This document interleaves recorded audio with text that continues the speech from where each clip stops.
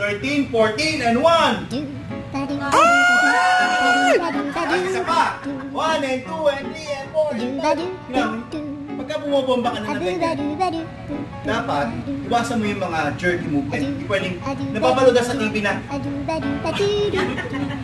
Kaya pag nakakang, okay, ganyan. 1 and 2, wait lang. Wait lang, buka.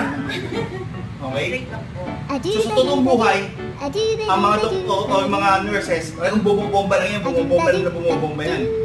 Okay? Tapos, cycle. Hanggang 4. Kunyari, 13, 14, and 1. Bumaba ulit. Okay, ng hangin.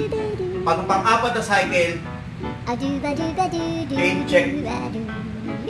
Check the pulse. May pulse na.